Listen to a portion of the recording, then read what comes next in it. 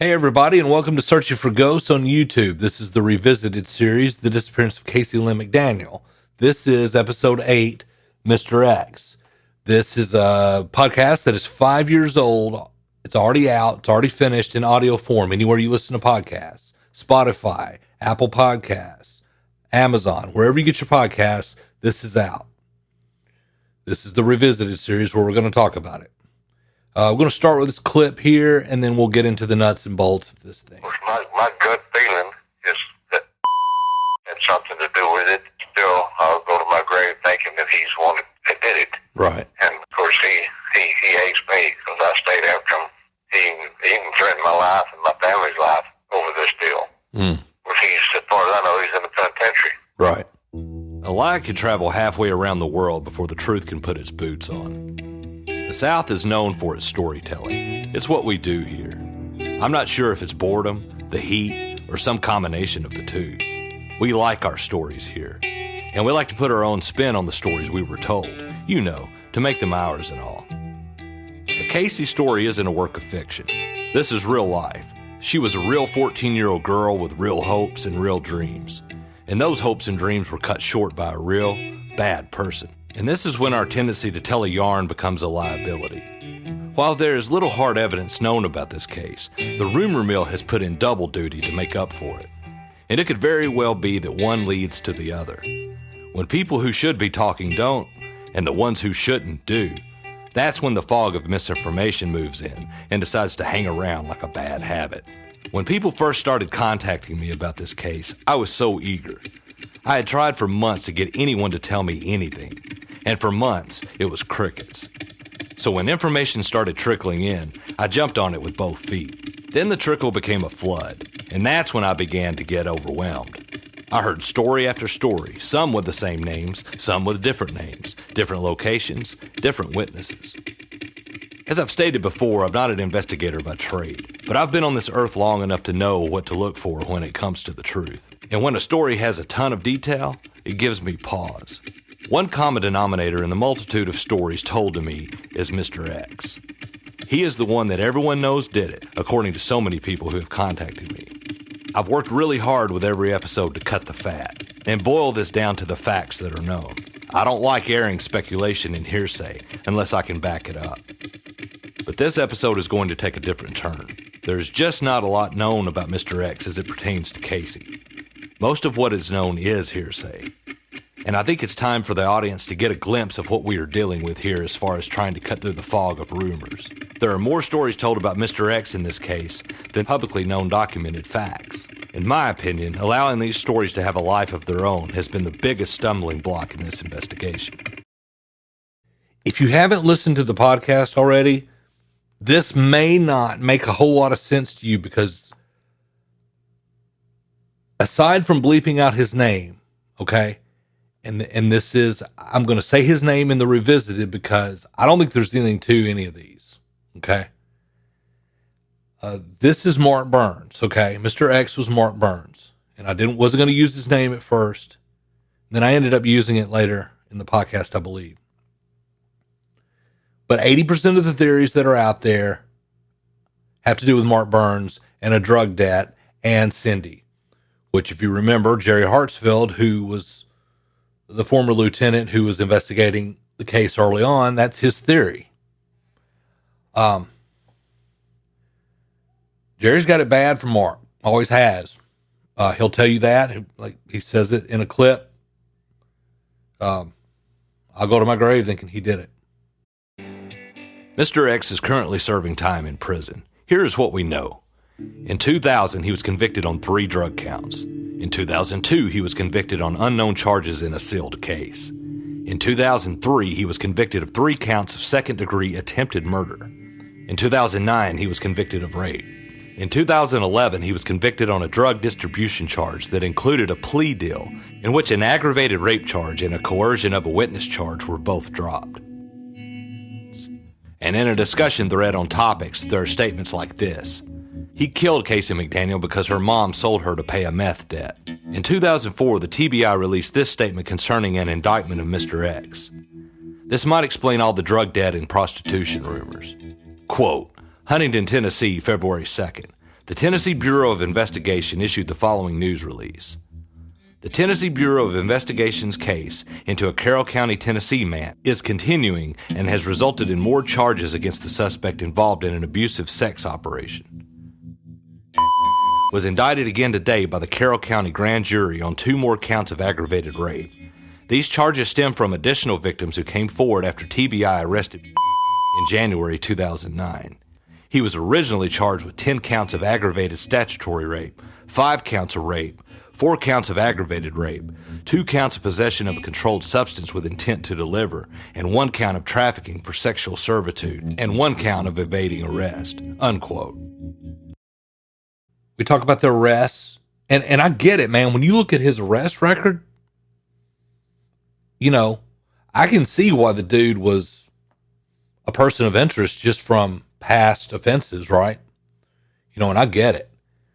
And, again, Hartsfield was on him like a bad habit, you know. Also in this clip, you know, there's classmates. There's things that I'm not going to re-air on the clips. It's still there in its entirety if you want to listen to the podcast, but I'm not going to redo it here. I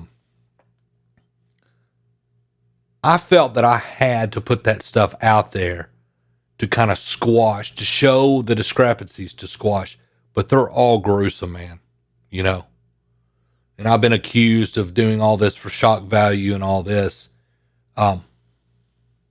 You had to hit the Mark Burns stuff head on, though, and show to the general public all the different theories and how they don't match. That way anybody can see, and that way, you know, hopefully it would stop so many people from going, well, I know he did it. You know, I don't think that word means what you think it means. No. But the amount of money that has been floated around that Cindy supposedly owed is $300,000. The question that has always popped up in my mind is, if Cindy was just a user, how did she rack up that amount of debt? When I first started looking into this case, I'd heard that a warrant had been served to search Mr. X's property. I was told that he was standing on the front porch wearing a long black trench coat, waiting on authorities to arrive. I was also told that while the warrant was being executed, multiple shots rang out up by the house. Officers took cover and drew their weapons, only to find Mr. X target practicing in his yard. I was hoping that when I received the Jackson Sun articles, there would be some official account of the search warrant. It wasn't until last week that I found a 2001 article verifying this in the Mile and Mirror Exchange.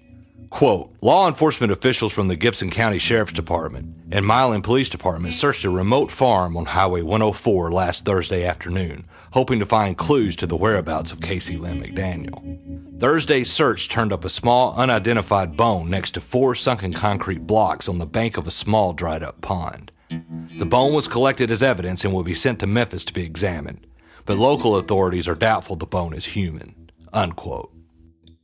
And with all the rumors floating around about Mr. X, I found it hard to believe that I couldn't find any documentation that he was ever a person of interest in Cayce's disappearance. Then finally, last week, I found this.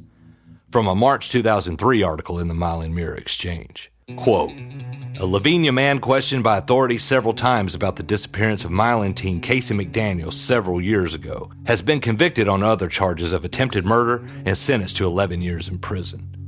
Milan Police Chief Ken Nolan said Monday that was well known in the Gibson County area. We had reports that Cayce visited the house several times before her disappearance. Was questioned, took a polygraph test, and passed it, the chief recalled. We had other information to suspect him, but were unable to prove it, unquote. This report verifies what I'd been hearing from people who knew Cayce, that they had witnessed her being at his house.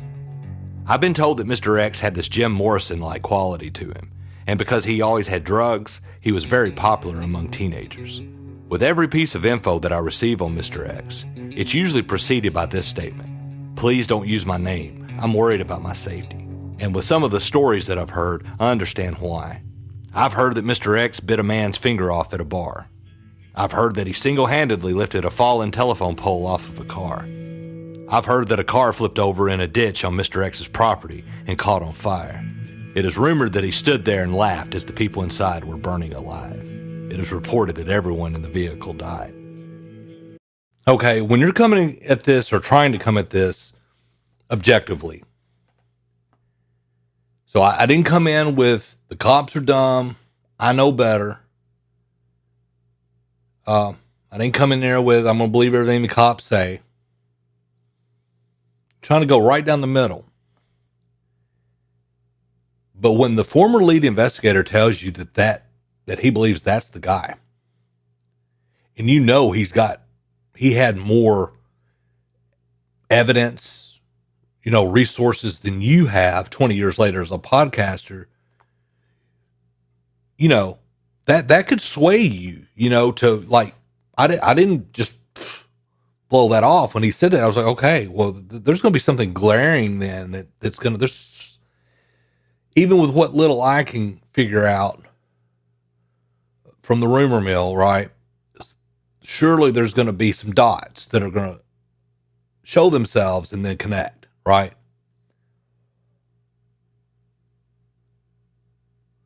Because obviously that kind of lends credibility to that theory if that's what the main guy in the beginning thought, right?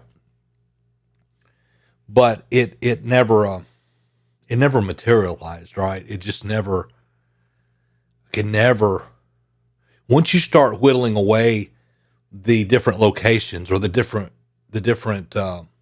ways in which he supposedly did this, there wasn't a whole lot left that, again, coincided with the other ones, and I can't remember where I got that drug amount. Supposedly, Cindy owed him $300,000. And this is what this was all over. Of course, my first question was, she a user or a dealer? 300K, and I say it in the podcast, if he's such a badass, why did he let her get out that far? Like, I mean, that's like mom movie kind of stuff, right? 300K over $250,000, like, I don't know, man. That just doesn't make sense, just from what I've learned through interviewing people who knew Cindy and how she came up and how Cayce came up, and you're not going to let her get out there for 300K and expect to get it back. I mean, she's not going to come up with it. I mean, that's just, and again, how do you accrue that much debt as a user, if you're not a dealer? But a bunch of classmates, told me things too. And like I said, all that's in the podcast, but it doesn't need to be repeated here. It's just, they were all gruesome, but it needed to be done to just kind of lay it all out there in one listening session. The plethora of theories out there about this guy, right?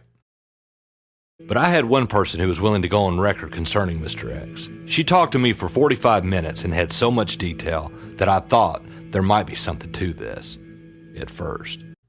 In the beginning, I had a theory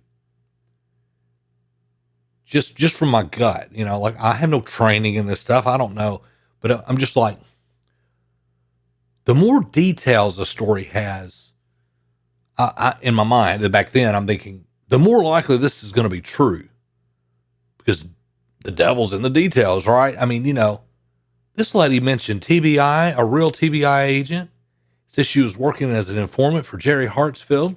But I used to get made fun of, the people who were throwing shade on me on social media for this thing. They made fun of me because in my interviews, all I do is go, right, yep, right, yep.